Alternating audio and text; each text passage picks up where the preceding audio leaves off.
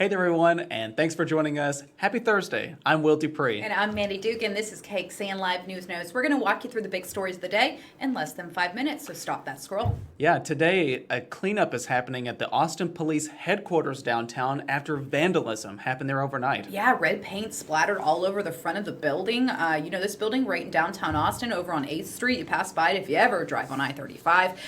Will, the thing is, they found eggshells of some sort, so maybe the red paint was in those eggshells. That's all that we are trying to figure out. APD is trying to find out who did this as well, and at this time our photographer went and got these pictures for us. Yeah, no indication of who did it at this point.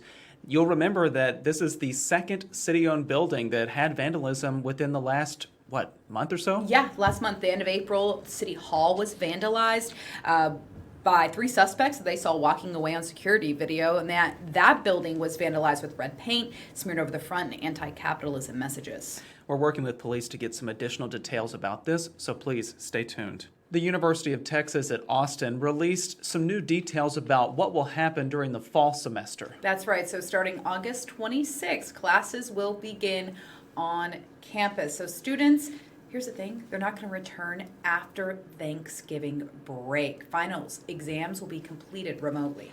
Now, as for what that means for actually living on campus in residence halls, UT Austin says it's still working on all of those details, so a plan is imminent. This afternoon, Austin City Council is voting on a strategy, it says, that would work with high-risk workers in the community. Exactly. So here's what that means. Elderly and people with pre-existing health issues from COVID-19. They want to protect those vulnerable communities. They don't want those groups of people to go back to work and get sick. If this plan passes, the city would work with employees and their bosses to come up with temporary solutions that allow them to keep working from home.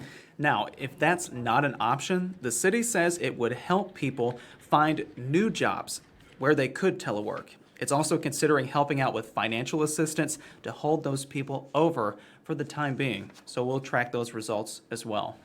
There is a music venue here that is very well known, Mandy, and it will not reopen on Friday. No, it won't. We're talking about the Saxon Pub. This is over on South Lamar.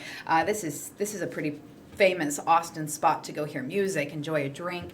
And they are saying, yeah, even under the governor's new plan that allows them to open back up on Friday because it operates as a bar, they're just saying they're not going to do so because they wouldn't make enough money to pay musicians, staff, or even cover utilities. Yeah, they said that that's because they cannot generate enough revenue off a capacity limit of 25%, which is the current governor's plan.